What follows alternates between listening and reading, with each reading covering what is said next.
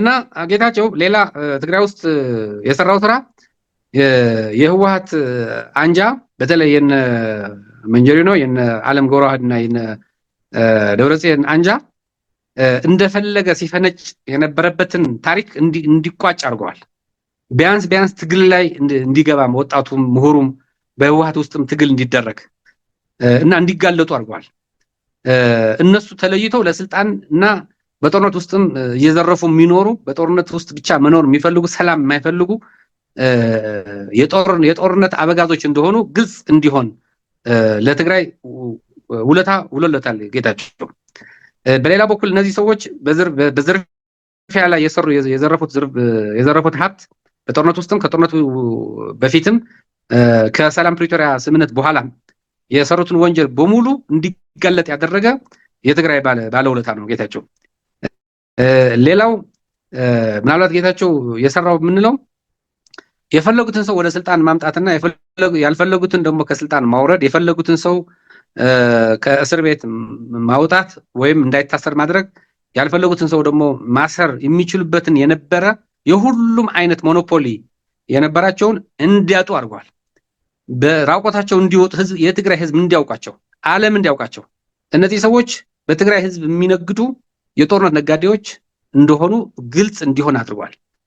በአጠቃላይ ይህንን ስታይ ጌታቸው ለትግራይ ህዝብ ይህንን ውለታ ውሎለታል። እዚህ ላይ አማ እንድታብራራው ፈልገው በአሁኑ ሰዓት ጌታቸው ረዳ አባረነዋል፣ ስደተኛ አድርገናቸዋል፣ ባንዳዎች አጽድተናል፣ ከትግራይ ሙሉ የትግራይ ወረዳዎች ተቆጣጥረነዋል።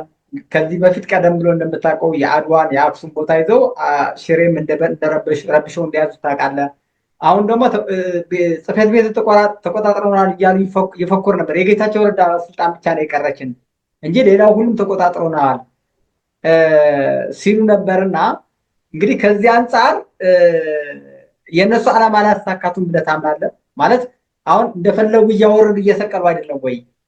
ብቻው ጌታቸው ረዳ እንዲቀር ቅድም ምን የሚሉ ፕሮግራም አዘጋጅተው ማደናቀፍ እነዚህ ምናምን ብለህ ያስቀመጥካቸው ቅድም 3 ፖይንቶች አላሳኩቱም ወይ? ፕሪቶሪያ ፈርሞ ከተመለሰ በኋላ እነሱ የሄዱበት ነገር ማለት ማኮላሸት፣ እንደዚህ ቅድም ያስቀመጥካቸው ነጥቦች አስቀምጠው ሰርተው ጌታቸው ረዳ እንዲባረር ስልጣናቸው አላሳካም ወይ? በእነሱ ዓላማ ስናየው እና ይሄን እንዴት ነው ማስታረቅ የምትችለው? አዎ አሁን እንዴት መሰለ እነሱ ትግራይን ትርምስምስ ውስጥ እንድትገባ ለውለስነስ እንዲኖር አናርኪዝም እንዲኖር ፍትህ እንዳይረጋገጥ የፈለከው ሰው ገድለ መኖር እንደምትችል እያደረጉ ነው እንጂ እንደ ድሮ የፈለጉትን ስልጣን ጨብጠው የፈለጉትን ነገር ማድረግ የሚችሉበት ደረጃ ላይ አይደለም ያሉት። አሁን ሽፍትነት ብቻ ነው ያሉት። ሽፍታዎች ናቸው። ሽፍታ እንደሚያደርገው እንጂ መንግስት ሆነው እንደሚያደርጉት አይደለም። የመንግስት ሀብት፣ የባንክ ቤት ሀብት፣ የግለሰብ ሀብት እንደፈለጉ የሚመዘብሩበት አይደለም። አሁን ልክ ሽፍታ መንገድ ላይ አግኝቶ የፈለገው ንብረት እንደሚወስድ እነዚህም በሽፍትነት የሚፈልጉት ነገር እያደረጉ ነው። አሁን በተለይ ጌታቸው ከትግራይ ወደ አዲስ አበባ ከመጣ በኋላ እነሱ እንደፈለጉ የሚያደርጉት ነገር ቢኖር በሰዎች መብት ላይ ሰብአዊ መብት ጥሰቶች እያደረጉ ነው። ሰዎች እየገደሉ ነው። ሰዎች እያፈኑ ነው።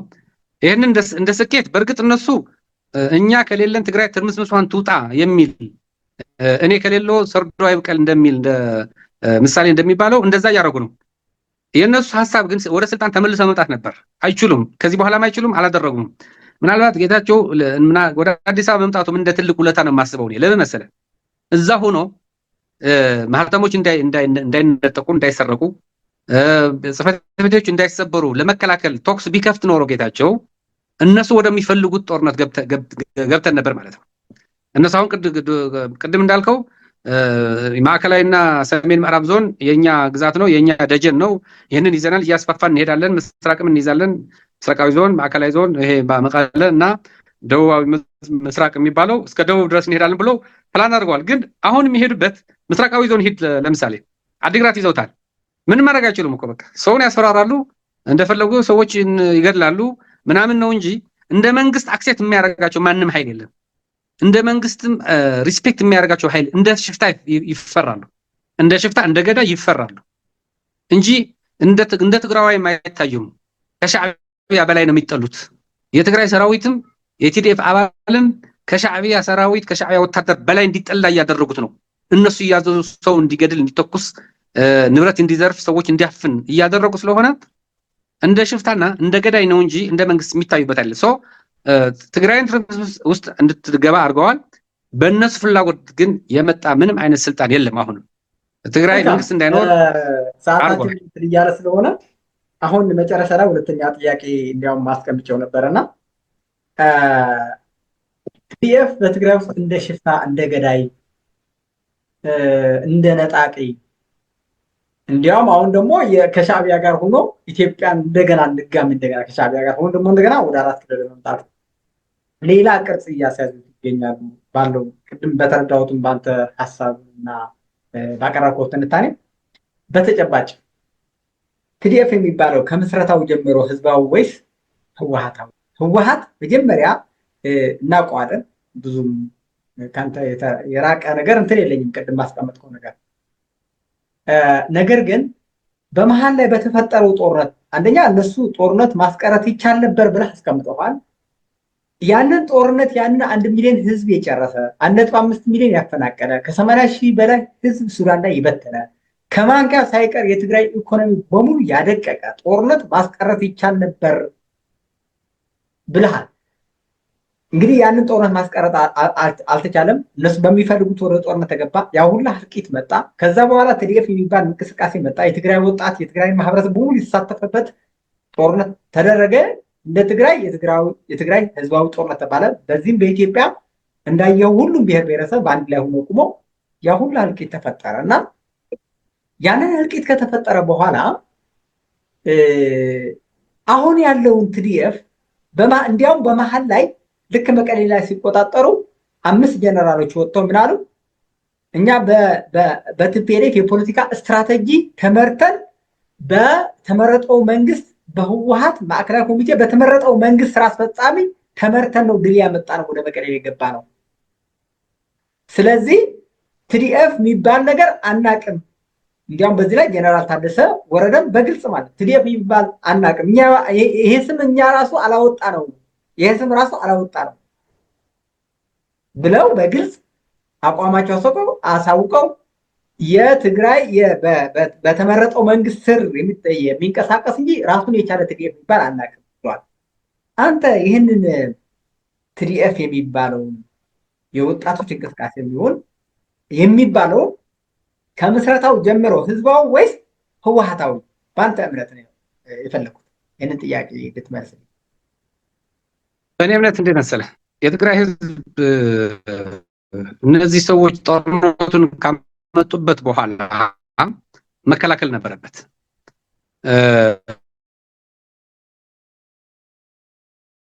እንደውም ልንገርህ የኢትዮጵያ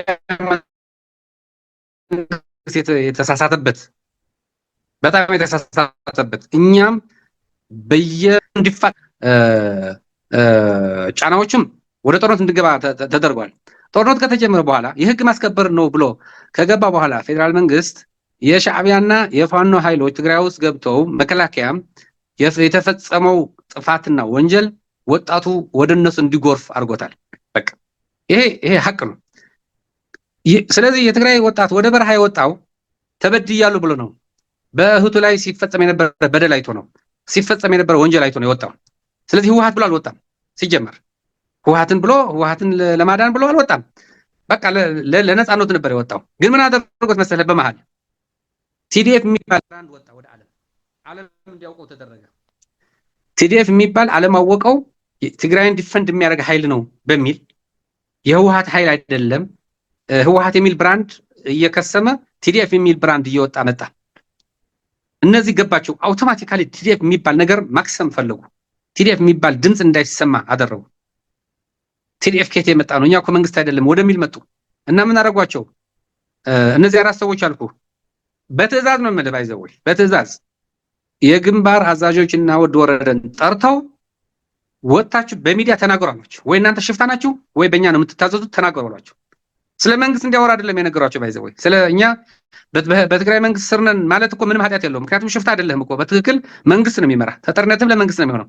እነሱ ሲያወሩ የነበረ ግን አይተው ከሆነ ህወሓት ነው። ስለ ህወሓት ነው ሲያወራ የነበረ። ህወሓትን ምን ያክል ፓርቲ እንደሆነ ሰራዊቱም ህወሓትን ድጋሜ ወደ ፓወር ለማምጣት እንደተዋጋ ቲዲኤፍ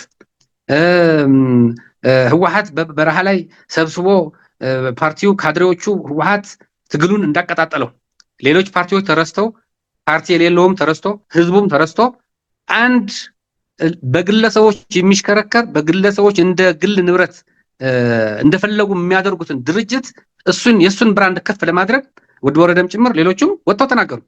ይሄ በጣም ትልቅ ስህተት ነበር። በታሪክ የሚያስጠይቃቸው በታሪክም የታወሰ የሚኖረው በጥቁር መጽሐፍ የሚመዘገበው ይሄ ሪከርድ ነው። አይዘው አንድን ድርጅት ከፍ ለማድረግ ህዝብን ክደህ ቲዲኤፍን ክደህ ዓላማህን ክደህ ለአንድ ድርጅት ተገዥ እንደሆንክ መናገር የመሰለ ኃጢአት የለም።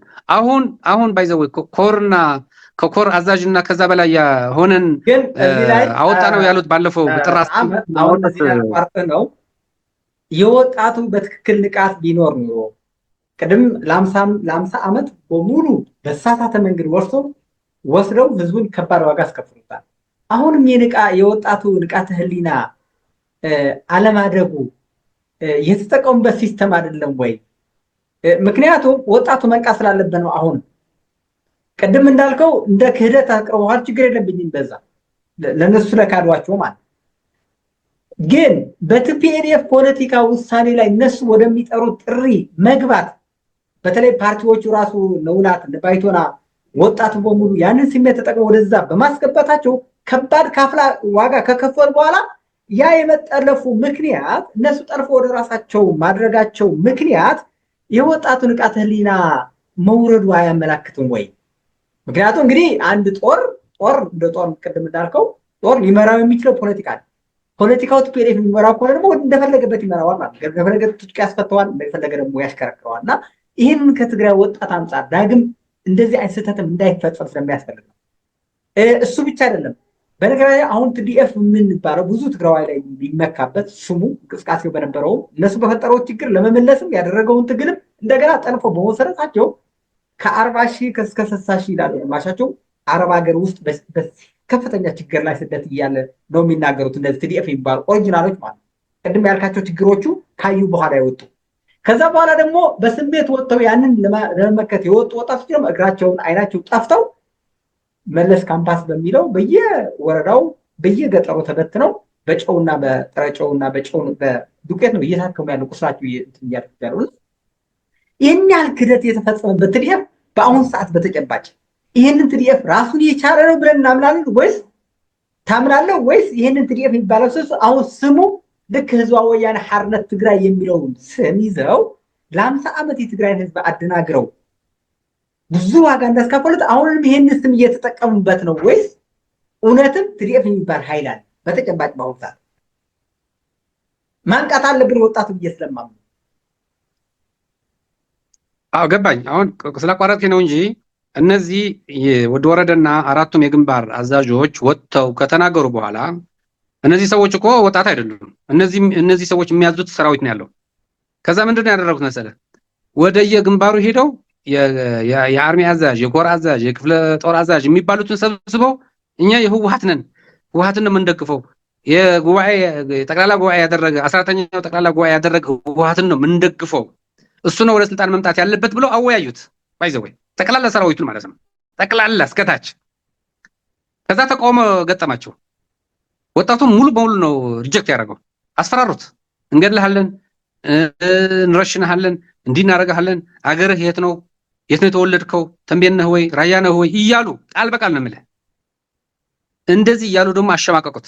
ከዛ በኋላ ምን ሆነ መሰለ? ቲዲኤፍ የሚባለው ኃይል ሰራዊቱ አቋምን የገለጸ እኛ የህወሓት ደጋፊ አይደለንም፣ እኛ የመንግስትን የህዝብ ነን፣ ህዝብ ነው መንግስት ነው የሚያዘን፣ ህዝባዊ ሰራዊት ነን ብሎ ያሉት በአቋማቸው ወጥተዋል። የባለፈው ስብሰባ ላይም ረግጠው ወጥተው የራሳቸው አቋም ይዘዋል። አንደኛ ከአመራር ጀምሮ እስከ ታችኛው እስከ ተራ አባል ማለት ነው። ግማሹ ደግሞ ፈርተው እነዚህ የህወሓት አመራሮች ሴረኞች ናቸው፣ ያስገድዱናል፣ ያጠፉናል፣ ንብረታችን ያወድሙብናል፣ ቤተሰቦቻችን ይጎድብናል ብለው የፈሩት ደግሞ ዝም ብለዋል። ዝም ማለት ነው። ምን በቃ አይቃወሙም። ከዛ ደግፉ ሲባል እጃቸውን ያወጣሉ። በጊዜው ይለያሉ። በእርግጠኛ ታያለህ ደግሞ በቅርብ ከነሱ ተለይተው የሚወጡት አመራሮች። በሶስተኛ ደረጃ የነሱ አሽከር ሆነው ወንጀል ያለባቸው ወንጀላቸው እንዳይጋለጥባቸው ወርቅ የዘረፉ፣ የባንክ ገንዘብ የዘረፉ፣ ሰው የገደሉ፣ ብዙ ኃጢአት የሰሩ ሰዎች ደግሞ የነሱ አሽከር ሆነው የህወሓት ታጋይ ነን እኛ የህወሓት ታጣቂኖች ነን ብሎ በግልጽ አቋም ያዟል። በቃ ለህወሓት ዲፈንድ እናደርጋለን ለህወሓት እንሞታለን ብሎ የወሰኗል። በጣም ጥቂት ሰዎች ናቸው። እነዚህ መጨረሻ ላይ በጣት የሚቆጠሩ ሆነው ይቀራሉ በእርግጠኝነት። ምክንያቱም በጫና በማስፈራራት እና በፕሬሸር ስለሆነ እንዲህ የሚያደርጉት። ስለዚህ እኔ አሁን አልፈርድበትም ወጣቱ። በእርግጥ በጣም ብዙ ወጣቶች አሁን ዛሬ አድግራት ላይ የነበረው የተገደለው አንድ ቲዲኤፍ አባል የጨላ በርገል ላይ የተገደለው የቲዲኤፍ አባል እኮ እኛ የመንግስት እንጂ የህወሓት የአንድ ቡድን የአንድ ደግሞ የሽፍታ ቡድን ደጋፊ አይደለንም፣ ለሱ ብለን አልታገልንም፣ ለህዝብ ብለን የወጣ ነው ስላሉ እኮ ነው የተገደሉት። ባለፈውም እኮ ማህተም ሊዘርፉ ሲሉ እኮ የተገደሉት አክሱም ላይ አይደለም መሆኒ ላይ የተገደለው አንድ ቲዲኤፍ እና አንድ ሚኒሻ እኮ ለዚህና ለዚህ ደግፈሃል ተብሎ እኮ ነው። ስለዚህ ምንድነው የምልህ እስከዚህ ድረስ እስከ ሰዎች መግደል እስከ ማፈን ስለሚደርሱ ለደህንነታቸው ሲሉ ፈርተው የሚቀመጡ አሉ። ስለዚህ ፍርሃት ትርጉም የለውም። ፍርሃት መፍትሄ አይደለም። አሁን ትግራይ ውስጥ የሚያስፈልገው ትግል ነው። ጠንክረህ ደፍረህ መታገል ብቻ ነው። ይህን ቡድን ከትግራይ ፖለቲካ ነጥለህ ከትግራይ ፖለቲካ አጥበህ ካላወጣኸው በስተቀር ትግራይ ውስጥ ሰላም ይኖራል፣ ትግራይ ውስጥ መረጋጋት ይኖራል፣ ትግራይ ውስጥ ዲሞክራሲ ይኖራል ማለት ዘበት ነው፣ አይሆንም። ይሄ ቡድን የግድያ ቡድን ነው። አሁን የትግራይ ወጣት ትዲኤፍ በሚለው እንቅስቃሴ ማድረግ አለበት። አሁን ያለው ወጣት ትዲኤፍ በሚለው እንቅስቃሴ መንቀሳቀስ አለበት ብለህ ታምናለህ ወይስ ትዲኤፍ ከሚባለው ስም ልክ አሁን ህዝባዊ ወያኔ ሓርነት ብሎ ማንም ቁማር እንደሚጫወቱበት ሁሉ እንግዲህ ቀዳማዊ ወያኔ ታውቀዋለህ፣ ለምን እንደታገለ ግልጽ ነው።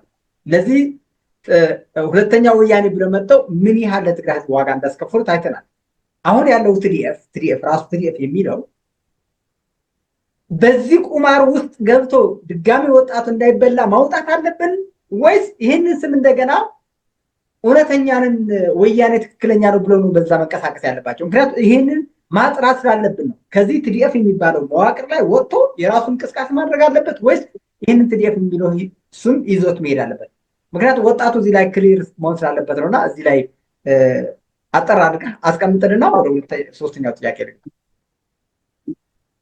በሎጂክ እናስቀምጠው። በሎጂክ ትግራይ ውስጥ አሁን ቲዲኤፍ የሚባል ነገር የለም ማለት ለዲዲአር የሚጠባበቅ ዲዲአር ውስጥ መግባት ያለበት ግማሹ ወይም የሆነ ቁጥር ወደ ቤቱ ወደ የስራው የሚሰማራ የሆነ ቁጥር ደግሞ በትግራይ ክልል የሴኩሪቲ የጸጥታ ኃይል ተቀላቅሎ የትግራይን ጸጥታ የሚያስከብር፣ ሌላው ደግሞ የፈለገ ካለ ወደ ፌደራል ኃይል ወደ ፌደራል ፖሊስም ወደ መከላከያም ሪኢንቴግሬት የሚደረግ ታጣቂ ኃይል እንጂ ትግራይ ውስጥ ልክ ከፕሪቶሪያ በፊት እንደነበረ ቲዲኤፍ የሚባል ነገር የለም። አሁን ሌጋሊም ምንም የለም ማለት ባይዘወይ አይተህ ከሆነ በጊዜው አስተዳደር ጌታቸው በነበረበት ጊዜ ሲጠሩት የትግራይ ጸጥታ ኃይል ብለው ነበር የሚጠሩት። ለምንድን ነው?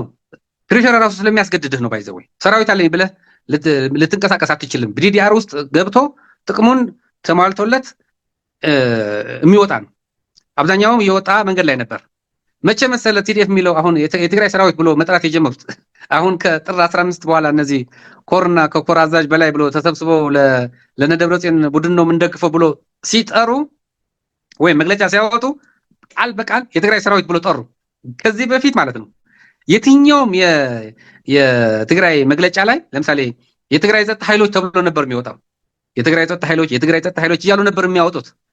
ከዛ በኋላ ግን ፕሪቶሪያን አፍርሰው የትግራይ ሰራዊት ብሎ ጠሩት። እነዚህ ጥር 15 ላይ መግለጫ ያወጡት ኮርና ከዛ በላይ ተመሩት ማለት ነው። ጥያቄ በአግባቡ ተመልሶልኛል ጥያቄው። አሁን ወደ ሶስተኛው ጥያቄ ልግባ። ጊዜያዊ አስተዳደሩ መስራት የሚገባውን ባለመስራቱ የትግራይ ወርቃማው የለውጥ ጊዜ አባክነዋል የሚሉ አሉ። አንተ ምን ትላለህ? ምክንያቱም በተፈጥሮ አሁን ያለው ለውጥ አሁን ያለው ጌታቸው ነው እንቅስቃሴ አሁን ያለው አጠቃላይ ከጊዜው አስተዳደር ነው። ጊዜው አስተዳደር እስካሁን ጊዜው አስተዳደር እንዲፈጠር የተደረገ ትግል አለ።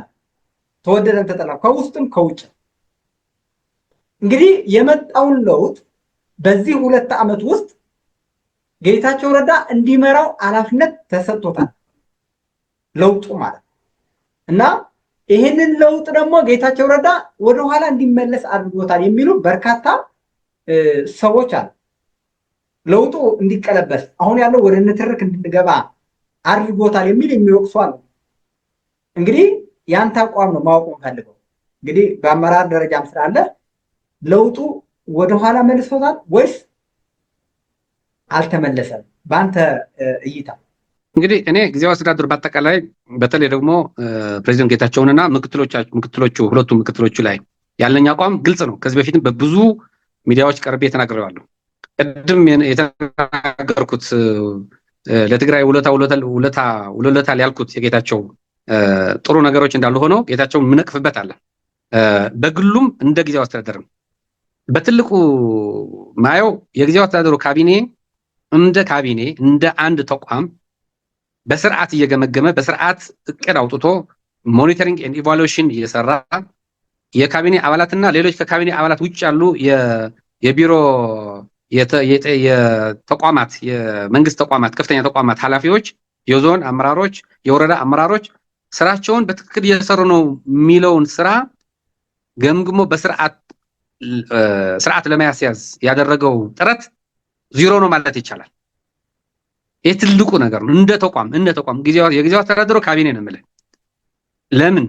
ለምሳሌ ጊዜያዊ ምክር ቤት ወይም ደግሞ አማካሪ ካውንስል የሚባለው እንዲቋቋም ወዲያውኑ ከሰላም ፕሪቶሪያ በኋላ ጊዜያዊ አስተዳደሩ ከተቋቋመ በኋላ መቋቋም ሲኖርበት ጌታቸው ከነ ደብረጽዮን ቡድን ጋር እየተላላጠ ከነሱ ጋር ወደ ሽምግልና ወደ ትርክም ወደ ስብሰባም እየገባ ጊዜው ለህዝብ ብቻ ማዋል ሲኖርበት ህወሓትን ለማዳን ወይም የህወሓትን ሌጋሲ ለማስቀጠል የተጓዘውን ጉዞ ለትግራይ ህዝብ ኪሳራ ሆኖ ተመዝግቧል። አንደኛ። ሁለተኛ በግሉ ጌታቸውም የጀመራቸው የለውጥ መንገዶች እየገመገመ ከካቢኔም ከቅርብ አመራሮችም ጋር ሆኖ ወደፊት ማስቀጠል ሲኖርበት ህግ ማስከበር ሲኖርበት በሽምግልና አሁንም የነዚህ የጦር አመራሮች የሚባሉ ጀነራሎች የነሱ ምክር እየሰማ አውቀው ወደ ገደል እንዲገባ ያደረጉት የነሱ ምክር እየሰማ የለውጥ ፈላጊ ኃይል ምክር ወደ ጎን ትቶ የሄደበት ጉዞ ደግሞ ውድቀት ነው። ምክንያቱም ዘራፊዎች ናቸው፣ ገዳዮች ናቸው፣ ወንጀለኞች ናቸው። የትግራይ የመመከት መንገድ በልተው የጨረሱ የትግራይን ህዝብ እንዲከስር ያደረጉ ድጋሜ ጦርነት እንዲቀሰቀስ ድጋሜ ጦርነት እንዲነሳ ሲንቀሳቀሱ ከሻዕቢያ ጋር ሲገናኙ ከፋኖ ጋር ሲገናኙ እያወቀ እነዚህ ሰዎች በህግ ተጠያቂ አለማድረጉ እዚህ ላይ ተደርሷል። እሱን እስከ ማፈናቀል ድረስ በእርግጥ ገፍተው እንዲፈናቀል አላደረጉትም፣ ግን ለስራ ምክንያት ከተንቀሳቀሰ በኋላ እንዳይመለስ አድርገውታል። ሌሎች የዞን አመራሮች እና የክልል አመራሮች እንዲገፉ እንዲታፈኑ መንገድ ላይ ለቀው እንዲሄዱ አድርገዋል፣ በማስፈራራትም በተግባር። ሌላ ጌታቸው አመራሮች በየቦታው ሲመድብ፣ ለምሳሌ የዞን አመራሮች የሰሜን ምዕራብ ዞን አስተዳደር፣ የማዕከላዊ ዞን አስተዳደር ሲመድብ ወደ ቢሮአቸው ገብቶ ስራ እንዳይሰሩ በግልጽ ተቃውሞ ሲመጣና ቢሮአቸው በታጣቂዎች ከሰራዊትና ከሚሊሻ ሰዎች አምጥተው ቢሮው ሲከቡትና እንዳይሰሩ ሲደረግ በፍጥነት ወደ ስራና ወደ ህግ ማስከበር መግባት ሲኖርበት ሰዎችን ወደ ፍርድ ቤት አቅርበው ፍትህ እንዲያገኙ ማድረግ ሲኖርበት እያያቸው በሽምግልና ነገሮች እንዲታይ አድርጎ የትግራይ ህዝብ ሲናፍቀው የነበረ ሲጠብቀው የነበረ የለውጥ መንገድ ባይቀለበስም እንዲቆምና አደጋ እንዲደርስበት ጥያቄ ውስጥ እንዲገባ አድርገዋል። ይሄን ሌላ ነገር ነው። በሌላ መልክ የተፈናቃዮች ወደ ቦታቸው መመለስ የምዕራብ ትግራይ ተፈናቃዮች በሽሬ፣ አክሱም፣ አድዋ፣ አዲግራት፣ መቀለና አብይ ዓዲ ያሉ ወደ ቦታቸው እንዲመለሱ ከፌደራል መንግስት ጋርና ከአማራ መንግስት ጋር ሙሉ ስምምነት ላይ ተደርሶ እያለ እና ወልቃይት አካባቢ ምዕራብ ትግራይ አካባቢ ያሉ አመራሮች የነ ኮሎኔል ደመቀ ዘውዱና ሌሎች እዚያ ያሉ የአካባቢ ተወላጆች ጋር በእርቅም በንግግርም ነገሩ እንዲፈታ ጫፍ ላይ ደርሶ ህዝቡ ከመጠለያ ወደየቤቱ ወደየኑሮው እንዲመለስ ውሳኔ ተወስኖና እንቅስቃሴ ተደርጎ እያለ በእነዚህ ሰዎች ሴራ ምክንያት ሲቀለበስ የራሱን ውሳኔ ወስኖ ከፌደራል መንግስት ጋር በስርዓት ሰርቶ ማስፈጸም ሲችል ከነሱ ጋር ሲላላት ከነሱ ጋር ሲሸማገል የምዕራብ ትግራይ ህዝብ ወደ ነበረበት እንዲመለስ የነበረው እቅድ እንዲኮላሽና እንዲቆም አድርገዋል። የሰሩት እነሱ ናቸው እንዳይመለስ ሴራዎች ያሴሩ። ምክንያቱም ምን የሚል ፕሮፓጋንዳ ነፍተዋል? እኛ እየመጣንላችሁ ነው፣ ከቲዲኤፍ ጋር ነው የምንመጣው፣ ከነትጥቃችን ነው እንበቀላቸዋለን የሚል ዛቻ በመዘባበት ጥያቄ እንዲነሳና የሴኩሪቲ ጥያቄዎች እንዲነሱና ስጋቶች እንዲነሱ በማድረግ ነገሩን እንዳይፋጠን ነገሩ እንዳይፈጸም ሲያደርጉ እሱ በስርዓት መንቀሳቀስ ሲኖርበት አላደረገውም። በሌላ መልክ የነ ጀነራል ጻድቃን የለውጥ እንቅስቃሴ በስርዓት ወደ ሁሉም ቦታ ወደ ሁሉም የትግራይ አካባቢ እንዲስፋፋ ከማድረግ አንጻርም አስፈላጊ የሆነ ድጋፍ ከማድረግ አንጻርም ይጎልበታል ብዬ አምናለሁ። ለምን መሰለህ? ጀነራል ጻድቃን የዲሞክራታይዜሽን እና የዲሴንትራላይዜሽን ካቢኔት ሴክሬታሪያት የሚባለው ክላስተር ኃላፊ ነው እና ምክትል ፕሬዚደንት ነው። በሱ እንቅስቃሴ በጣም ብዙ ወጣት ነቅተዋል። በጣም ብዙ ምሁራን ሀሳባቸው እንዲገልጹ አድርገዋል። ዲሞክራታይዜሽን ማለት ምን እንደሆነ፣ ለምርጫ መዘጋጀት ማለት ምን እንደሆነ፣ ትግራይ ውስጥ ዲሞክራቲክ የሆነ ሙቭመንት እንዴት መስፋፋት እንዳለበት፣ የአንድ ፓርቲ ሞኖፖሊ እንዴት ማጥፋት እንዳለብን፣ ሁሉም ፓርቲዎች በትግራይ ጉዳይ ላይ ተመሳሳይ ወይ ደግሞ ምንድነው የሚባለው እኩል እድል ሊሰጣቸው እንደሚገባ ሲያስረዳ እና ሲሰራ እዚህ ላይ ብዙ ኢንቨስትመንቶች ነበሩ። ከዚህ በላይ መስፋት ነበረበት። በሁሉም በመቀለ ብቻ ሳይሆን በአዲግራትም በአክሱምም በሽረም እየተሄደ ስራዎች ከዚህ በላይ ተጣጥፎ ወጣቱ በስርዓት እንዲደራጅ ከማድረግ አንጻርም ብዙ የሚቀር ነገር አለ። በአጠቃላይ ሳየው የለውጥ ሂደቱ በፍጥነት እንዳይፈጸም በታሰበለት በታቀደለትና በታሰበበት መንገድና ጊዜና ፍጥነት እንዳይሄድ የሆነው የጌታቸው ንዝላልነት፣ የጌታቸው ይቅርባይነት፣ የጌታቸው አሳቢነት እና ተሸማጋይነት እና በእነዚህ ሰዎች ላይም ተስፋ አለመቁረጥ፣ ዝም ብሎ በቃ ሊመለሱ ይችላሉ እንዲህ ሊሆኑ ይችላሉ እያመነ ባይዘው እነ ፍስሐ ማንጁስና እነ ጆን መዲድ እና እነ መንጆሪኖና እነ ዓለም ገብረዋህድ የአንድ ሳንቲም ሁለት ገጽ ናቸው። ምን ብለህ ትለያቸዋለህ? በዝርፊያውም በወንጀሉም በክፋትም አንድ አይነት ሰዎች ናቸው። ከአንድ ጉድጓድ የተቀዱ ሰዎች ናቸው። እነሱን በተለያየ መንገድ በተለያየ አይን እያየ መጨረሻ ላይ በሱ ላይ ኩፕዴታ ወይም ደግሞ መፈንቅለ መንግስት እንዲደረግ አክቹአሊ በተግባር ባይሆንም እሱ ለስራ በመጣበት እንዳይመለስ አድርገዋል። የሴኩሪቲ ስጋት እንዲፈጠር በማድረግ በሽለላ አሁን የፍስሐ ማንጁስ ቢሮ እነዚህ አርም አዛዦችና የግንባር አዛዦች እየሰበሰበ ጌታቸውን ወደዚያ እንዳይመለስ አድርገናል። አሁንም አይመለሳትም። ጀነራል ጻድቃን ወደ ትግራይ እንዳይመለስ አድርገናል። አሁንም አይመለሳትም ብለው ትግራይ የሲኦል አገር እንድትሆን እያደረጓት ነው ማለት ነው። ማለት የሚቻለው ሌላው አዲሱ የለውጥ ኃይል በተለያዩ መልክ ትግል እያደረጉ እንዳለ ይታወቃል። ይህንን ተከትሎ ለትግራይ ለውጥ ብቸኛው መፍትሄ ትጥቅ ትግል ነው በማለት ትጥቅ እያነገቡ ያሉ ተጋሩ አሉ። ትግል ትግራይ ካሳለፈችው መራራ ጦርነት ዳግም በጦርነት ለውጥ ይመጣል ወይ? ትግራይ ጦርነት የመሸከም አቅም አላት ወይ? እንግዲህ ቅድም አንስተነዋል። ትግራይ ለውጥ ለማምጣት ብዙ ትግል ተደርጓል፣ ግን በጦርነት መንገድ ነው እንደምናውቀው ማለት ነው። በመሀል ላይ ግን ያው እንግዲህ አረና ነው ቀደም ብሎ በሰላማዊ መንገድ በዲሞክራሲያዊ መንገድ ለውጥ እናመጣለን የሚል ትግል ያደረገው።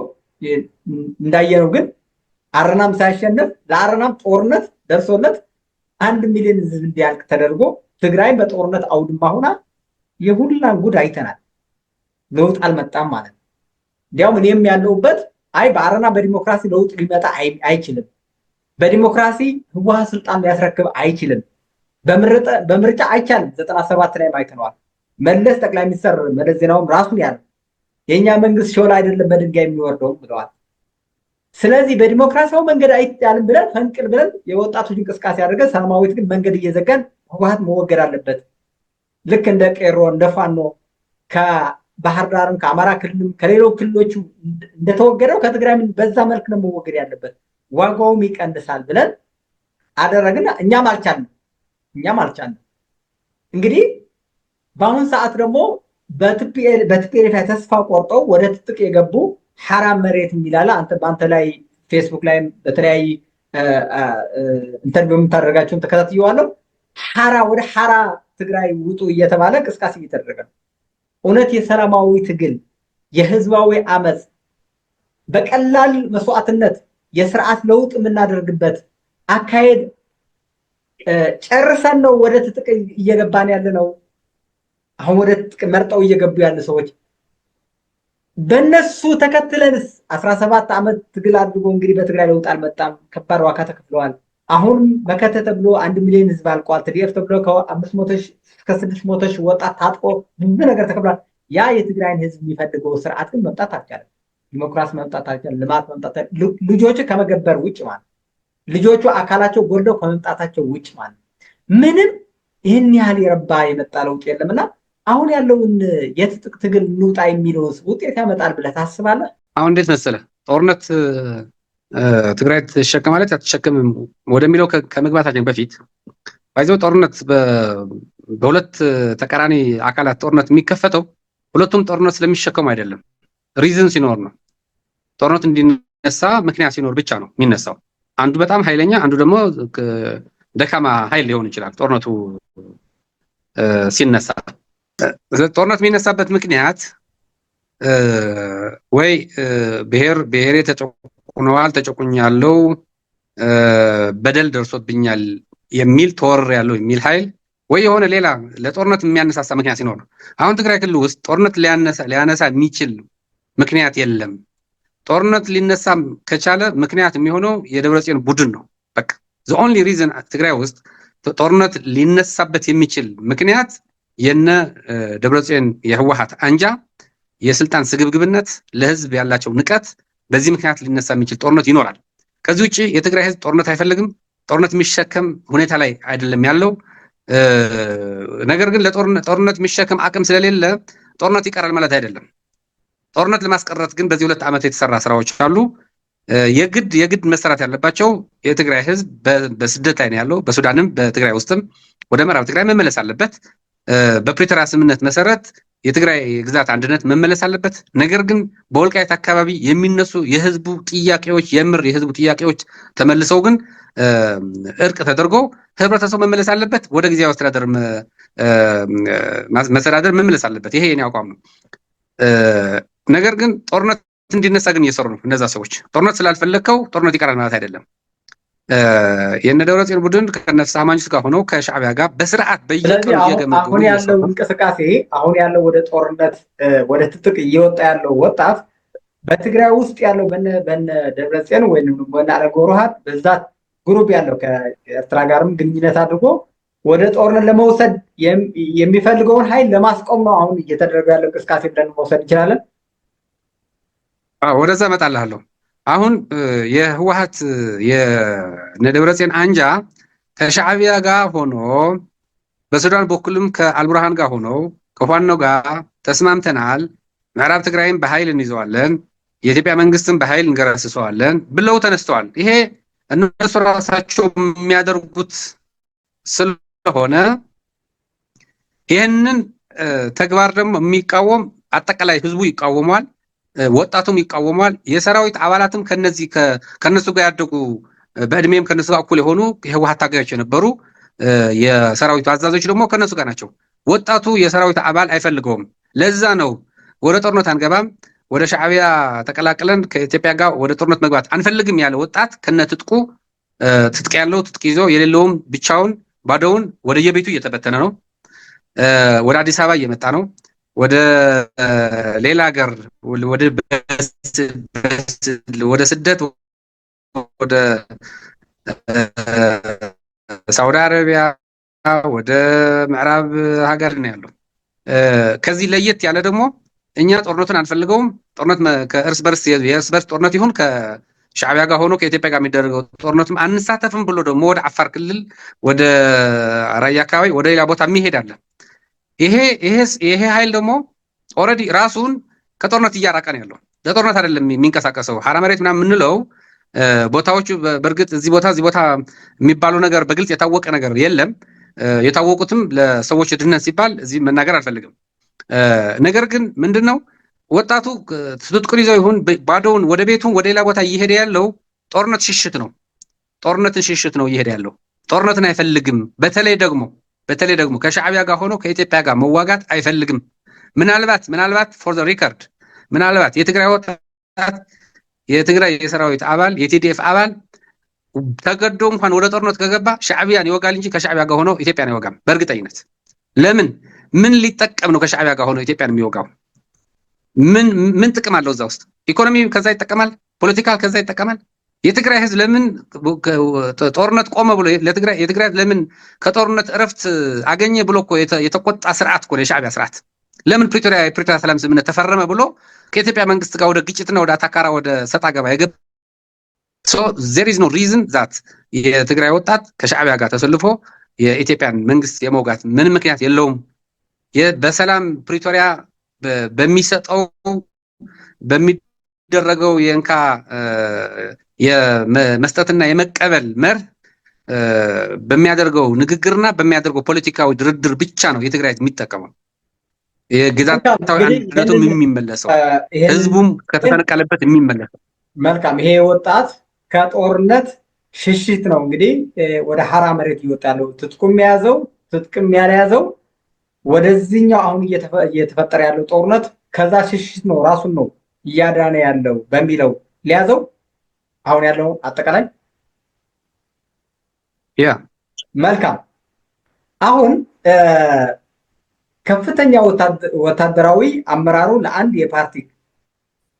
ለአንድ የፓርቲውን አሁን ያለውን የቲፒኤልኤፍ ግሩፕ ወግኖ ከፍተኛ ወታደራዊ አመራሩ ለአንድ የፓርቲው ፍንክች መወገኑ ይዞት የሚመጣ ጣጣ ምንድን ነው ብለህ ታስባለህ? አሁን ይሄ ከኮር በላይ ምናምን የሚሉት ነገር አለ። ባለፈው የወሰኑት ውሳኔዎች 12 ወይም 13 የአቋም መግለጫ ያወጣውን ኃይል የነዚህን አካሄድ ይዞት ሊመጣ የሚችለውን ጣጣ ምንድን ነው?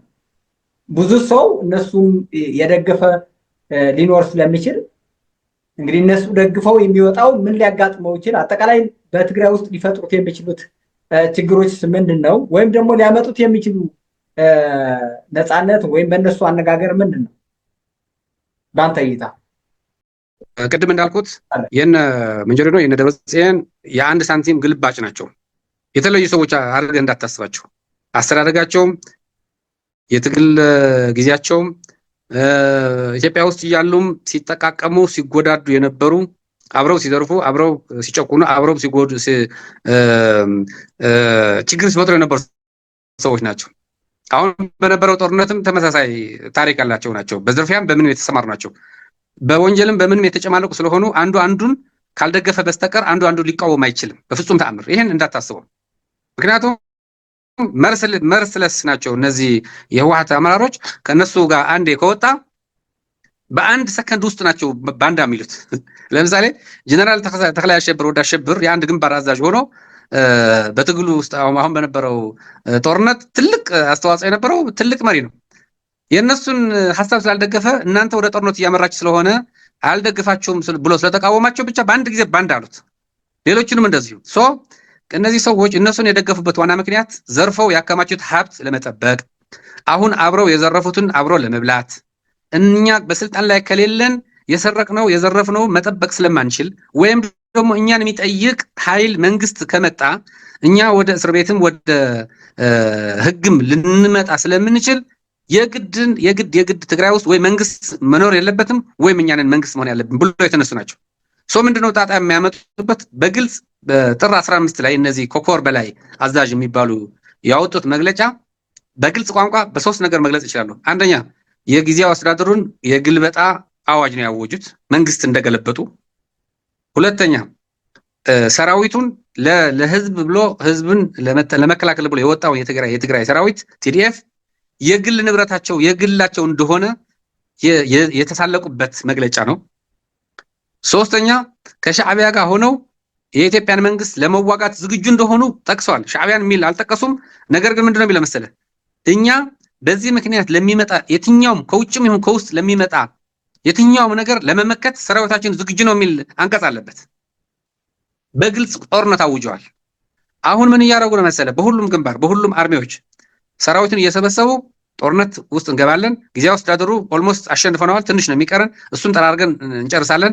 የኢትዮጵያን መንግስት እንገለብጣለን። በአንድ ሳምንት 2 ሳምንት ውስጥ የሚያልቅ ጦርነት ነው። ሻዕቢያ ከኛ ጋር ነው፣ ሙሉ እገዛ ያደርግላል፣ ከኛ ጋር ሆነ ይዋጋል። የሱዳን ኃይልም ይሄ አልቡርሃን ኃይል ማለት ነው ከኛ ጋር ነው፣ ያግዘናል። ምዕራብ ትግራይም እንቆጣጠረዋለን በኃይል እንደገና ፋኖ በዛ ይገፋል፣ ኦነግም በዛ ላይ ይህንን አዋጅ ነው እያወጁ ያሉት።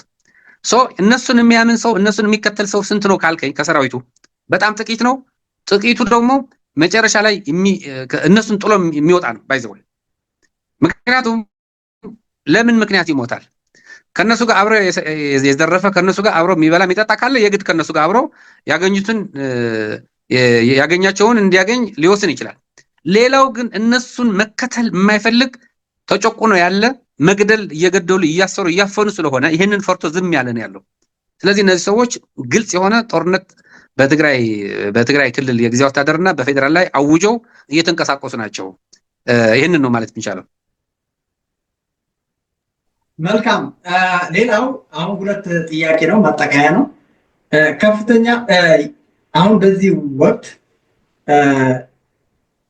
በጠቅላይ ሚኒስትር አብይ አህመድ የጊዜያዊ አስተዳደር ፕሬዚዳንት ለመምረጥ እንድትጠቁሙ የሚል መልእክት አስተላልፈዋል። እንግዲህ ይህንን ለትግራይ ምሁር ኤሊት ፖለቲከኛ ይመለከታል በዋናነት ማለት ነው። ይሄ ጥቆማ ነው፣ ምርጫ አይደለም። ግን በትግራይ ውስጥ አሁን ለጊዜያዊ አስተዳደር ፕሬዚዳንት ለመምረጥ ስልጣኑ የኔ ነው፣ ነገር ግን ሁሉም ኤሊት ለትግራይ ውስጥ ያለውን ችግር ሊያሸጋግር የሚችል ፕሬዚዳንትን መጠቆም ትችላላችሁ የሚል መልእክት አስተላልፈዋል። በዚህ ላይ ምን አስተያየት አለ በአንተ ማለት ነው? ሁለተኛው ጥያቄ ለሚቀጥለው 1 ዓመት እድሜው የሚራዘመው ጊዜያዊ አስተዳደር በተመለከተ እንዴትና ምን አይነት ማስተካከያ ቢደረግለት የተሻለ ነው ብለህ ታስባለህ? ባለፈው በፓርላማ ላይ ወጥቶ የሰጡትን ማብራሪያ ጠቅላይ ሚኒስትር ያለውን ጊዜ አስተዳደር ግለሰቦች ሊቀያየሩ ይችላሉ እስከ ፕሬዚዳንት፣ ምክትልም ሌላዎቹም። ነገር ግን ለ1 ዓመት ግን ሊራዘም እንደሚችል ጠቁመዋል። እና በዚህ ጊዜያዊ አስተዳደር የሚስተካከል ነገር ሊሻሻል የሚችሉ አዋጆችን ሊኖሩ ይችላሉ። ግን በአንተ ምን ቢስተካከሉ የተሻለ ሆኖ ሊወጣ ይችላል ለትግራይ ህዝብ ለማሸጋገር ማለት? እነዚህ ሁለቱም ጥያቄዎች መልስልኝና እንግዲህ ሀሳባችን በዚህ እናጠቃለን። ሰምተኛል ሁለቱም ጥያቄ ወይስ ልገማቸው? እሺ እንግዲህ ጠቅላይ ሚኒስትሩ ሰምቻለሁ። ጠቅላይ ሚኒስትሩ ስለ ፕሬዚደንት መረጣ በተመለከተ ጥቆማ እንዲጠቁም ያደረጉበት መንገድ ለእኔ ምንም ችግር አለበት ብዬ አላምንም። ትግራይ ክልል ውስጥ በህወሓት ታሪክ የትግራይ እጣ ፈንታ የሚወስኑ ሰዎች እንዲመረጡ ሲደረግ 4 ሰዎች ወይም 3 ሰዎች የሚወስኑት ነበር። ትግራይን እስካሁን እዚህ አዘቅት ውስጥ እዚህ መቀመቅ ውስጥ እንድትገባ ያደረጉ 3-4 ሰዎች ናቸው። እነሱ ናቸው መሪ የሚመርጡሉ፣ እነሱ ናቸው ኃላፊ የሚመርጡሉ። ማንም ሰው አስተያየት መስጠት አይችልም። ከሰጠም አንድ ቀንም ማድረግ አይችልም። ስለዚህ በእኔ አስተያየት ጠቅላይ ሚኒስትሩ አሁንም ከልባቸው የትግራይን ህዝብ እረፍት እንዲያገኝና በትክክል ለውጡ እንዲመጣ የሚፈልጉ ሆነው ከሆነ ይህንን በኢሜይል የላኩት በእርግጠኝነት ውጤቱ እዛው ያዩታል ማለት ፈልጋለሁ። ምክንያቱም አብዛኛው ኢሊት ደርሶበታል፣ አይተዋል፣ ጠቁመዋል። ስለዚህ እኔ ምን እጠብቃለሁ መሰለህ? በኢሜይሉ መሰረት የተጠቆሙ ሰዎች ስንት ሰዎች ተጠቆሙ፣ ከዛ ቶፕ 10 ወይም ቶፕ 3 ድምጽ ያገኙስ እነማን ናቸው የሚል ማወቅ እፈልጋለሁ። እኔ እንዳንድ ግለሰብ እኔም የራሴ ጥቆማ ስለጠቆምኩ ማለት ነው። ስለምንድነው ቢያንስ ሁሉም የትግራይ ህዝብ ኢሜይል የለውም። ገበሬውም የታች የኑሮ ደረጃ ያለው ሰው አክሰስ አያደርገውም። በእርግጥ ግን አክሰስ የሚያደርግ ሰው 1 ሚሊዮን ካለ ብለን እናስብና እንኳን 1 ሚሊዮን የሚሳተፍበት የጥቆማ ስርዓት 10 ሰው የሚሳተፍበት የጥቆማ ስርዓትም አልነበረም ትግራይ ውስጥ። የህወሓት አመራሮች 3ቱም ወይም 4ቱም ሰዎች ተሰብስበው ሁሉም ነገር ይጨርሱታል። ከዛ በኋላ ወደ ማዕከላዊ ኮሚቴ ያመጡታል። ማዕከላዊ ኮሚቴ ይቀበላል፣ አይቃወምም። ትንሽ ሀሳብ ከሰጠም ይኮረኮማል፣ ይተወዋል። አሁን ግን ይሄ እንደ አንድ እድል ከተወሰደ በእርግጠኝነት በውጤቱ መሰረት ትልቅ ጥቆማ ያላቸው ሰዎች ግምት ውስጥ በማስገባት የትግራይ ህዝብ አሁን የተጀመረው ለውጥ መንገድ እንዲቀጥል ካደረጉ የተሻለ ይሆናል የሚል ሐሳብ አለ። ብዙም እዛ ላይ ብዙም ተቃውሞ የለኝም። ያኛው ፋክሽን ያኛው አንጃ አልተቀበለውም። ለምን መሰለህ? ተቀባይነቱ ያውቃል፣ ማንም እንደማይቀበለው ያውቃል። በተለይ የምሁር የትግራይ ኢሊት የሚባለው እነሱን እንደማይደግፍ እንደማይቀበል ስለሚያውቅ በጥቆማው ላይ ከተሳተፈ በዝራራ እንደሚሸነፍ ስለሚያውቅ አልተቀበለውም። ባይዘው እንጂ ለዲሞክራሲ ብሎ እንዳይመስል የተቃወመው ወይም የፕሪቶሪያ ሰላም ስምምነት ስለሚጥስ አይደለም የተቃወመው። የፕሪቶሪያ ስምምነት የሚጥስማ ከሆነ ይሄ 2 ዓመት ሙሉ ጠቅላይ ሚኒስትር አብይ አህመድ የትግራይ ጊዜያዊ አስተዳደር ፕሬዚደንት ሲሾሙ ያኔ መቃወም ነበረበት። ጌታቸው ሲሾም መቃወም ነበረበት። አሁንም ጌታቸውን አውርደህ የኛ ሰው አድርግልን፣ ታደሰ ወረደን አድርግልን ሲሉ እኮ ፕሬዚደንቱ የፕሬዚደንት ጠቅላይ ሚኒስትሩ ፕሬዚደንት የመሾም ስልጣንና መብት እንዳላቸው አምኖ ነበር ሲንቀሳቀስ የነበረ።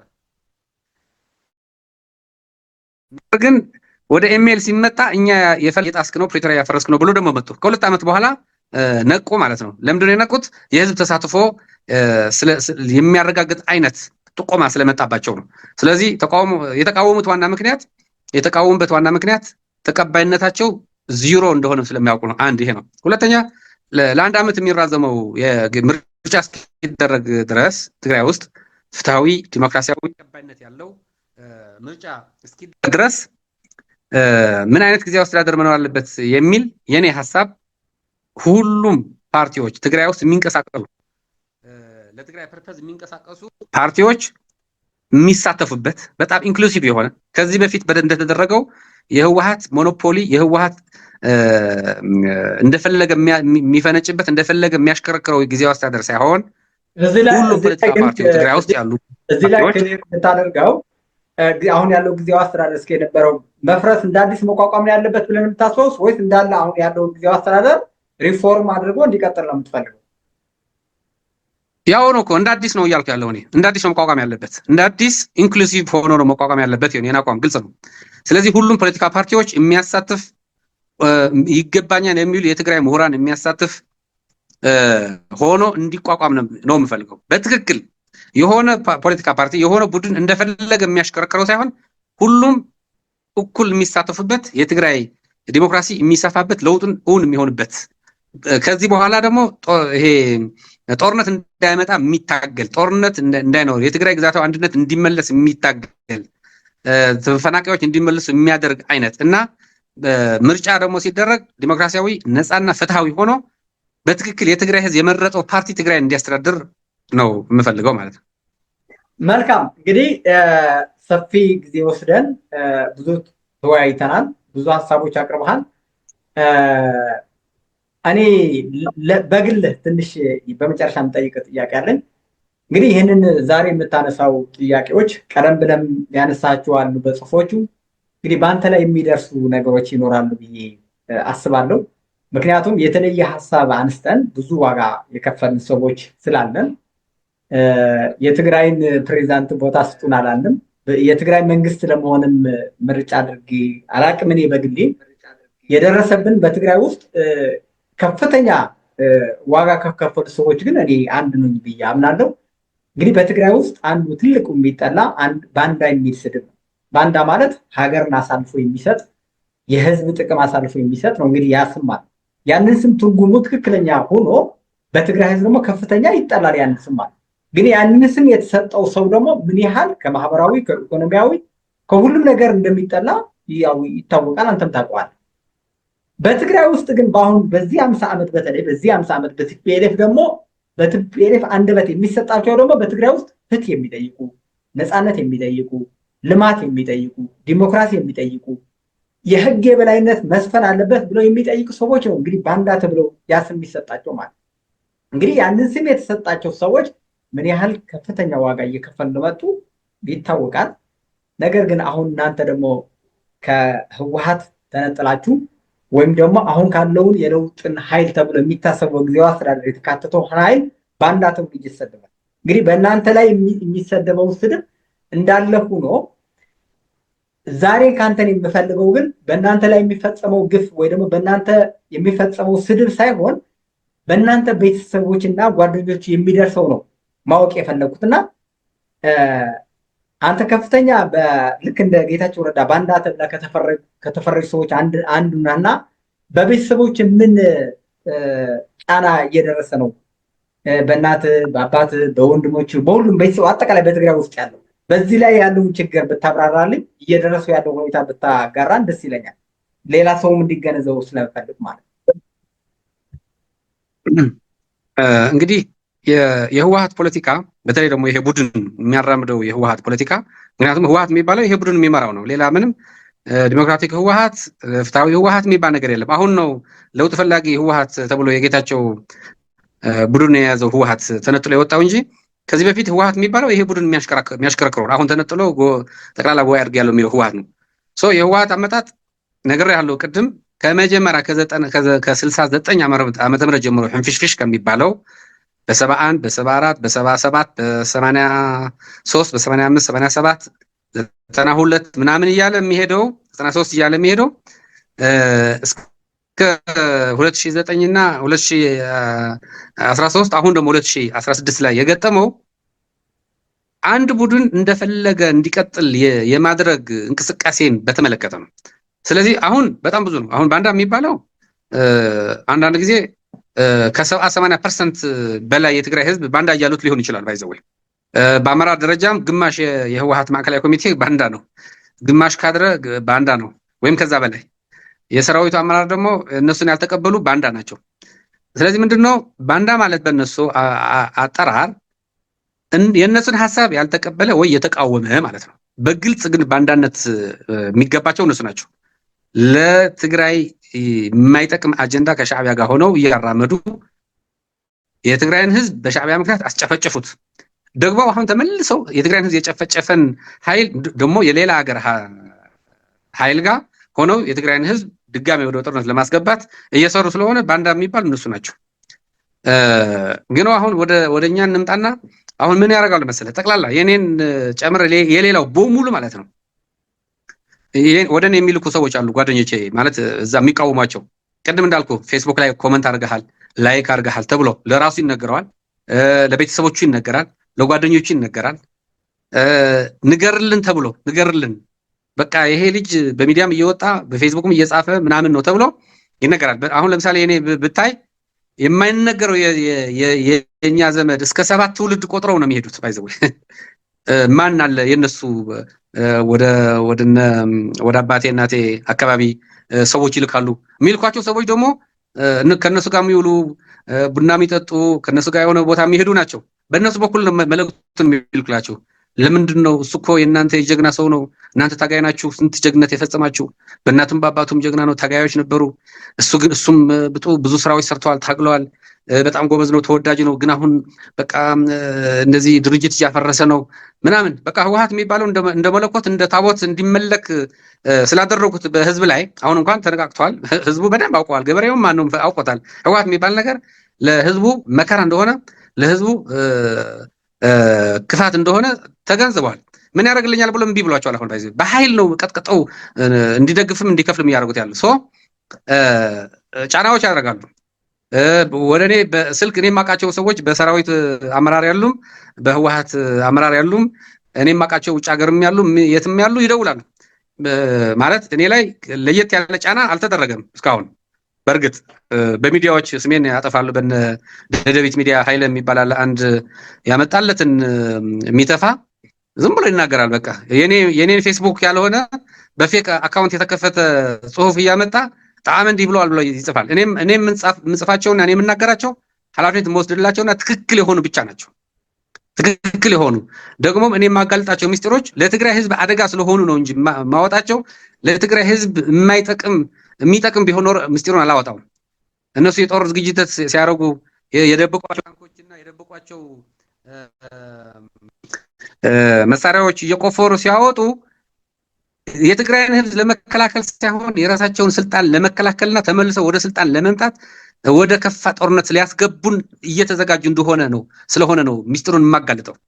ይሄ ከትግራይ ህዝብ ጋር ጥምቃ ምንም አያገናኘውም። ምክንያቱም ለትግራይ ህዝብ ሌላ ቀውስ፣ ሌላ ጦርነት፣ ሌላ ጥፋት፣ ሌላ መዓት ሊያመጡበት እንጂ ለትግራይ ህዝብ ለመከላከል ብለው የሚያደርጉት ጦርነት የለም። ሰው ለዛ ነው እኔ የማጋልጠው እንቅስቃሴያቸው በሰራዊት ውስጥ ያለው እንቅስቃሴ በፖለቲካ ውስጥ ያለው እንቅስቃሴ የማጋልጠው ለዚህ ነው እና በሚዲያ ዘመቻ ካልሆነ በስተቀር እንደዚህ በነገራችን ላይ እዚህ ላይ አንድ አለ አይደለ እና እኔ የትግራይን ህዝብ ጠላት ነህ እናንተ ባንዳዎች ናችሁ ሲሉኝ እኔ የትግራይን ህዝብ መጠላው ከሆነ የመጀመሪያ የማደርገው የህወሓት አባል መሆን ነው። ምክንያቱም የህወሓት አባል ከሆን ሁሉም ነገር ማድረግ ትችላለህ። 17 ዓመት በጦርነት አድርገህ 65 ሺህ ዋጋ ታስከፍለዋለህ። 1 ሚሊዮን ህዝብ ትጨርሳለህ። የሚከፈል ሁሉም ነገር ማድረግ መሬቱም ትሸጠዋለህ። ልጆችም 3 ጊዜ 4 ጊዜ መካር ትችላለህ። ለትግራይን ህዝብ ለመበደል ለትግራይን ህዝብ ለማጥፋት የትግራይን ህዝብ ለመበቀል በትግራይ ህዝብ ጥላቻ ካለ የህወሓትን አባል መሆን በቂ ነው። አንድ ቀን የትግራይን ህዝብ የተቀየሙበት ቀን ካለ የትግራይን ህዝብ ለመበቀል ካሰብ የህወሓት አባል መሆን በቂ ነው። ያ ቀን ደግሞ የህወሓት አባል ሆኜ በቀለዋለሁ። ግን አሁን የትግራይን ህዝብ ስለምወደው ነው ከህወሓት የምቃወመው ራሴን ባንዳ እየተባልኩ የምቃወመው እያልኩ መልስ ሰጣቸዋለና በዚህ ትስማማለህ አንተም?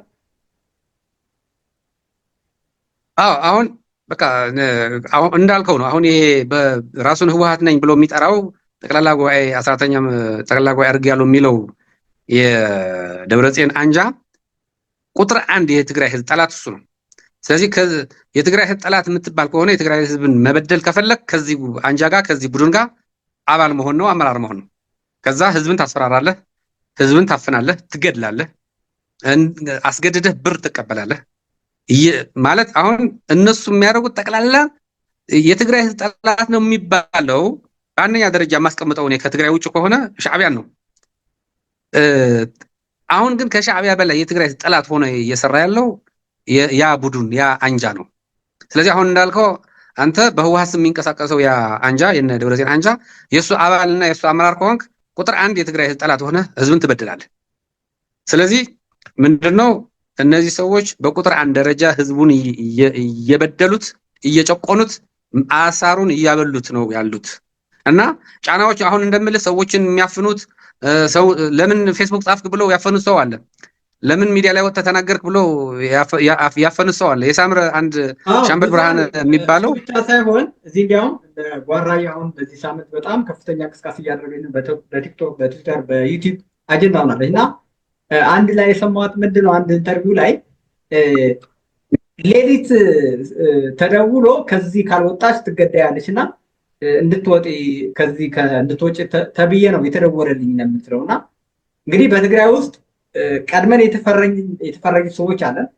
አሁን ደግሞ በእናንተ ላይ ነው ያረፈው ያለው ድላውና በእነዚህ ቤተሰብ እየደረሰ ያለውን ግፍ እየደረሰ ያለው መገለል እንግዲህ ጓራያ ከዚህ በፊት በእነሱ መከተብ በጦርነቱ ላይ ከፍተኛ እንቅስቃሴ ስታደርገኝ ነበር። አሁን ደግሞ ትግራይ ውስጥ መጣ እንቅስቃሴ እያደረገኝ ነበር። አሁን ደግሞ ከትግራይ ወጥታ እንደገና ከሞት እንዳመለጠች ነው ከእሱ ሀሳብ የተረዳሁት ማለት ነው። በተለይ በራያ በተንቤን በእንደርታ በአጋሚ አካባቢ ያሉ ከፍተኛ ጥቃት እየደረሰባቸው ነው እና እንግዲህ ከአንተ አንጻር ሳይሆን አጠቃላይ በጊዜው አስተዳደር ሲሳተፍ የነበረው ነፃነት መጥተዋል፣ መናገር መብት ተረጋግጠዋል ብሎ ቅድም ያልከው እነ ጀነራል ጻድቃን የነበረው እንቅስቃሴ በስብሰባው በሁሉም እንደፈለገ መናገር ሲችል ያ የተናገረ ሰው ነው አሁን እየተሳደደ ያለውና ደግሞ የነሱ ቤተሰብ የነሱ ጓደኛ የነሱ ሚስት ወይም ደግሞ ባል እየተባለ ነው እንግዲህ እየተሳደደ ያለውና ለእነዚህ ድምፅ መሆን ስላለብን ብዬ ነው ሀሳቡ ያነሳሁት መጨረሻ ላይ። አዎ ልክ ነህ። ኦልሬዲ እንደዛ ያደረጉ ነው። አሁን እንዳልኩ እስከ ቤት ድረስ እየሄዱ የሰዎች ቤት አባቱ ጋር ሄደው እናቱ ጋር ሄደው ወንድሙ ጋር ጓደኛው ጋር ባለቤቱ ጋር እየሄዱ ያስፈራሯቸዋል። ባልሽን እንገድለዋለን፣ ሚስትህን እንገድላታለን፣ አባትህን እንደዚህ እናደርገዋለን፣ ወንድምህን እንደዚህ እናደርገዋለን እያሉ ሰዎችን እያስፈራሩ ነው። በእኔ ላይ የእነሱ ሰዎች ብዙ ጊዜ ይደውላሉ። ጨክነው የሆነ ነገር የሚናገር ሰው የለም በእርግጥ ምክንያቱም እኔ ከመጀመሪያ ጀምሬ የራሴን ሀሳብ በነፃነት ስገልጽ የነበርኩ ሰው ነኝ። በሆነ ጊዜ የሆነ ሰው እኔን ጎትቶ እኔን አሳምኖ ያመጣኝ ሰው የለም። ማንም ጌታቸውም ማንም ሰው እኔ በራሴ መንገድ ነገሩን ስላየሁት ትክክል እንዳልሆኑ ካወቅኩ በኋላ ከተገነዘብኩ በኋላ እነዚህ ሰዎች ለትግራይ ህዝብ በጣም አደጋ ናቸው። እነዚህ ሰዎች አቅም ካገኙ ጊዜ ካገኙ የትግራይን ህዝብ ቀጥቅጠው እንደፈለጉ እንደ ዕቃ ሊያደርጉት ስለሚችሉ እነዚህ ሰዎች መታገል አለብን፣ ማጋለጥ አለብን ብዬ ስለተነሳው እያጋለጥኳቸው ነው። እና እኔ ላይ ዛቻዎች እንደሚናገሩ አውቃለሁ። ጓደኞቼ ይነግሩኛል እየደወሉ እገሌ የምትባል ማዕከላዊ ኮሚቴ እገሌ የሚባል ሰው እነ መንጀሪኖ እና አለ ምናምን እንደሚዘብቱ እንደሚዘባበቱ እንደሚፎክሩ አውቃለሁ፣ እሰማለሁ። ግን እነዚህ ሰዎችን ታግለህ እነዚህ ሰዎችን መስዋዕት ከፍለህ እነዚህ ሰዎችን ከመታገል በላይ የሚያጸድቅም የሚያስመስግንም ነገር የለም። እነዚህ ሰዎች ከታገልክ እነዚህ ሰዎች ታግለህ ከጣልክ የትግራይ ህዝብ ለትግራይ ህዝብ ትልቅ ውለታ ውለሃል ማለት ነው። የትግራይን ህዝብ ነፃ ማውጣት ማለት እነዚህ ሰዎች ከትግራይ ፖለቲካ ጠርጎ ማስወጣት ነው። ከፖለቲካ ፓርቲሲፔሽን እንደ ሰው አይደለም። እንደ ሰው እንደፈለጉ መኖር ይችላሉ። ከፖለቲካ ኢንፍሉዌንስ ፖለቲካ ውስጥ ገብተው እንደፈለጉ የሚያደርጉበትን የመንግስት ኃላፊነት ውስጥ ገብተው እንደፈለጉ የሚያደርጉበትን እድል በሙሉ ዘግተህ ለወጣቱ ስልጣኑን ሰጥተህ ወጣቱ ለትግራይ ህዝብ ውለታ እንዲውል ማድረግ ነው ትልቁ ትግል። እነዚህ ሰዎች ሰላማዊ በሆነ መንገድ እታገላቸዋለሁ፣ እቀጥላለሁ። እነሱ ሰላማዊ መንገድ እየዘጉት ነው። ወደ ጦርነት ሊገቡ እየዳዱ ነው። ብዙ እንቅስቃሴዎች እያደረጉ ነው። እንግዲህ ከገቡበት ያንን እናየዋለን እንዴት እንደሚሆን ማለት ነው። መልካም እንግዲህ ያው ሀሳቤን እያጠቃለልኩ ነው። የመጨረሻ ናትችን ሀሳብ ማነሳለ ጥያቄ በትግራይ ውስጥ አብዛኛው ትግርኛ ተናጋሪ እንደምታውቀው በተለይ ትግራይ ውስጥ ያለው ገጠር አካባቢ 78% አካባቢ ያው ገበሬ ነው። በትግርኛ ነው እንግዲህ ችግሩን የሚያነሳው ማለት ነው። ይህንን ችግሩ በትግርኛ ተናግሮ እንግዲህ አንተ በትግርኛን ሰምተህ በዳዩ ደግሞ ህወሓት ነው፣ በትግርኛ ነው የሚበድለው፣ ትግርኛ እየተናገረ ነው የሚበድለው ማህበረሰቡ ደግሞ በደሉ በትግርኛ ነው አንተ የሚነግረህ። አንተ ደግሞ ያ በትግርኛ የነገረህን በደል ማህበረሰብ በትግርኛ ተናጋሪውን ደርግ ህወሓት መልሰ በትግርኛ የምትነግረው ከሆነ ትርጉም የለው። ለበዳዩ በትግርኛ ብትነግረው ለተበዳዩ በትግርኛ ብትነግረው ትርጉም አይኖረው። በእርግጥ በተንቤን የተበደለውን በደል ሌላው የአድግራት፣ የአጋሜ፣ የእንደርታ፣ የራያ ሌላውን የትግርኛ ተናጋሪ ማህበረሰብ እንዲሰማው ማድረግ ሊያግዝ ይችላል። የበለጠ ግን የኢትዮጵያ ማህበረሰብ እንዲያውቀው የዓለም አቀፍን ማህበረሰብ እንዲያውቀው በሚሰማውን መንገር ነው። በእንግሊዝኛ የሚሰማው በእንግሊዝኛ መናገር ነው። በአማርኛ የሚሰማው ነው በአማርኛ መናገር ነው። በተለይ ደግሞ የትግራይ ማህበረሰብ ኢትዮጵያዊ ነው። የኢትዮጵያ መንግስት ደግሞ ብሔራዊ ቋንቋው አማርኛ ነው። ነገር ግን እንደዚህ በአማርኛ መናገር በአማርኛ መጻፍ በትግራይን ወይ ደግሞ በቲፒኤልኤፎች ያሰድባል እና የትግራይ ማህበረሰብ ችግር የሚደርስበት በአማርኛ ስታጋልጥ አንተ የአማራ ተላላኪ ነህ፣ የሌላ አካል ተላላኪ እያሉ ይሳደባሉ። በአንተ በምትጽፈው ኮሜንቶችም በተደጋጋሚ እያነበብኩ ሰማዋለሁ እና በዚህ ላይ አንተ ምን መልስ አለ ለእነዚህ ሰዎች? ማለት በትግርኛ ብቻ ነው ጻፍ፣ በትግርኛ ብቻ ተናገር የሚሉ ሰዎች አሉ። የእነሱ ችግር እንዳይጋለጥ ማለት የትግራይን ህዝብ ትግራይ ውስጥ ያለው ችግር ሌላ የዓለም ማህበረሰብ እንዳይሰማው የኢትዮጵያ ህዝብ እንዳይሰማው የሚያደርጉ የሚያፈኑ ኃይሎች አሉ። ለእነዚህ ምን አስተያየት አለ? እንግዲህ ጠቅላላ አድርገህ በዚህ ላይ አስተያየት ስጥና ዛሬ በዚህ እንቋጨው። እንግዲህ ትግሉ መሆን ያለበት ኢንተርናል ነው ብዬ አምናለሁ። ከውስጥ ነው ነገሩን አብስለህ ነገሩን በደንብ አብሰልስለህ ምንድን ነው የሚባለው? ትግራይ ውስጥ ያለው ችግር የሚፈታ ከውስጥ ነው ብዬ አምናለሁ። ስለዚህ ትግራይ ውስጥ የሚደረገው ትግል ህወሓትን በመታገል ትግራይ ውስጥ ሆነህ በመታገል የትግራይን ህዝብ በማንቃት የትግራይን ወጣት በማንቃት የምታደርገውን ትግል ነው ውጤት የሚያመጣው። ይሄም የሚደረገው ትግል በትግርኛ ነው። ስለዚህ የኔ ሽፋን በፌስቡክ ላይ የምጽፈው በኢንተርቪዎች ላይም በተለያየ መንገድ የምጽፈው ከ99% እና ወይ ከዛ በላይ የሚሆነው ትግርኛ ነው። ለምን? መጀመሪያ ህዝቡ ማንቃት አለብህ። ያልነቃ በጣም ብዙ አለ፣ ወይም እያወቀ ያልተነሳ ወይም የሚፈራ አለ። ይህንን ወደ ትግል እንዲገባ እንዲጠነክር፣ አንድነቱን እንዲያጠነክር፣ የወጣቱን እንቅስቃሴ እንዲጎላ እና ጠንካራ እንቅስቃሴ እንዲኖር በህወሓት ላይ በዚህ በአንጃው ላይ እንዲነሳና እሱን እንዲቃወምና ከፖለቲካው እንዲነጥለው ትግራይን የማመስ የሚያደርገውን ስራ እንዲያቆም እንዲያደርግ መታገል አለብን። አንደኛ ይሄ ነው። ሁለተኛው ይህንንም ኢንፎርሜሽን ስትሰጥ አብዛኛው ሰው አማርኛ የማይችል እንግሊዝኛ የማይችል ወይም ሌላ ቋንቋ የማይችል ህዝብ ነው ትግራይ ውስጥ ያለው። አብዛኛው ስታይ ትንሽ ጥቂት የሆነ ህዝብ ነው በከተማ አካባቢ ምናምን መቀለ አካባቢና ከተሞች አካባቢ ያለ ህዝብ ነው አማርኛ የሚሰማው። ስለዚህ የግድ በትግርኛ ነው ማድረግ ያለበት ትግሉ።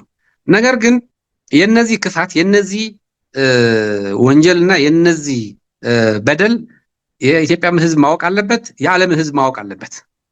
የኢትዮጵያ ህዝብ ማወቅ ካለበት ደግሞ በአማርኛ ማድረግ ያለበት፣ የዓለም ህዝብ ማወቅ ካለበት ደግሞ በእንግሊዝኛ ማድረግ ያለበት፣ ከቻልኩም በሌሎች ቋንቋዎች። ስለዚህ እኔ አንዳንድ ጊዜ በአማርኛ በጣም ትንሽ የሚባሉ ነው የምጽፈው እና ከዛ በፊትም ጽፍ ነበር። አክቹዋሊ በእንግሊዝኛም አንዳንድ ነገሮች ይጽፋሉ። ግን እነዚህ ሰዎች ምን አለ መሰለህ በአማርኛ ብትጽፍ ልክ ባንዳ እንደሆንክ የአማራ ተላላኪ እንደሆንክ የብልጽግና ተላላኪ እንደሆንክ ይናገራሉ።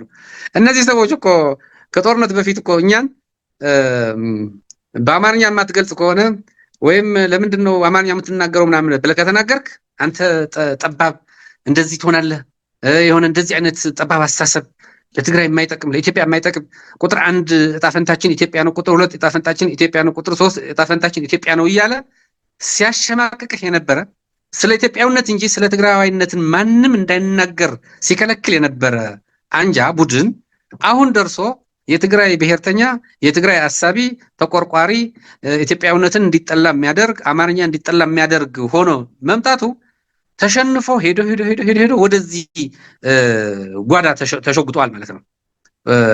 ምክንያቱም ከኢትዮጵያዊነት ከአዲስ አበባ ከጠቅላላ ከሀገራዊነት ወጥቶ ወደ ክልልነት መጣ። ከክልልነት ወጥቶ ደግሞ ወደ ሆነ ቡድንነት ወደ ሆነ አካባቢ ከዛ አካባቢ ደግሞ ወደ ሆነ የዘር ሐረግ ምናምን ወደዚህ ገብተዋል። ስለዚህ ይሄ ትልቁ የቡድኑ ውድቀት መሆኑን ነው የምታውቁ። በአማርኛ እኮ እየመለሰ ነው። ለምሳሌ የጠቅላይ ሚኒስትሩ የጥቆማ እንትን እኮ በአማርኛ የሚሰሙ ሰዎችን ለማስረዳት እኮ በአማርኛ እየጻፈ ነው በህወሓት ቲፒኤልኤፍ ኦፊሻል በሚለው። እኔ በአማርኛ ከጻፉ ግን እንደ ኃጢአት ያየዋል። እነዚህ ሰዎች እነሱ ሲያደርጉት የሆነ ኃጢአት እንደ ጽድቅ ይቆጠራል። ሌላ ሰው ሲያደርገው ደግሞ እንደ ኃጢአት ይቆጠራል። እነሱ የሚያደርጉት በሙሉ ጽድቅ ነው፣ ሌላ ሰው የሚያደርገው በሙሉ ኃጢአት ነው። እነሱ ካደረጉት ትግራዋይነት ነው፣ ሌላ ሰው ካደረገው ደግሞ ባንዳነት ነው። ይሄ የመጨረሻ ውድቀታቸው ስለሆነ ማንም የሚሰማቸው የለም። ባይዘው የትም ገበሬ ሄደ የገጠር ማህበረሰብ እኔን የሚያገኙ ሰዎች አሉ፣ በስልክም በምንም ገብቶታል። አሁን ህብረተሰቡ በደንብ ገብቶታል። በደንብ ለውጡን እየጠበቀው ነው፣ በጉጉት እየጠበቀው ነው። በሌላ መልክ ከዚህ በኋላ የማደርገው የኢትዮጵያ መንግስት ማወቅ ያለበት የኢትዮጵያ ህዝብ ማወቅ ያለበት ከዚህ በፊትም የተሰሩ ስህተቶች እንዳይደገሙ የነበሩ ፐርሴፕሽኖች በትክክል ማወቅ ካለባቸው ፐርሴፕሽኑ ናሬሽኑ መቀየር ካለበት በአማርኛ የሚሰማን ሰው ማስረዳት ይገባናል። የትግራይ ሰው ምንድን ነው ያለው አሁን በትግራይ ውስጥ ያለው ሲቹዌሽን በትግራይ ውስጥ ያለው ሁኔታ ምንድን ነው ብለህ የኢትዮጵያ ኤሊት በአጠቃላይ የኢትዮጵያ መንግስትም ሌሎች የዓለም ሀገራትም የዓለም ማህበረሰብ ማወቅ አለበት። ዝም ብሎ በህወሓት ምክንያት ህዝቡ እንዲጠላ የተደረገ ህዝቡ ማርጂናላይዝ እንዲሆን የተደረገ ማግኘት ያለበት ጥቅም እንዳያገኝ የተደረገ ማግኘት ያለበት ፍትህ እንዳያገኝ የተደረገ ሊኖረው የሚገባው ሪፕሬዘንቴሽን ውክልና እንዲያጣ ተደርጎ ይሄንን መታገል አለበት። ከልብ ነው የማመሰግነው ጣዕመ። ሌላ ቀን በደንብ ሰፋ አድርገን እንሄድበታለን። እስከዛሬ እስከ ሰዓት የነበረን በጣም ከልብ አመሰግናለሁ። እንግዲህ ሌሎችም መጥተው የአንተን ሀሳብ መመከት ይችላሉ፣ መከራከር ይችላሉ። በጣም ነው የማመሰግነው ጣዕመ። እኔም አመሰግናለሁ።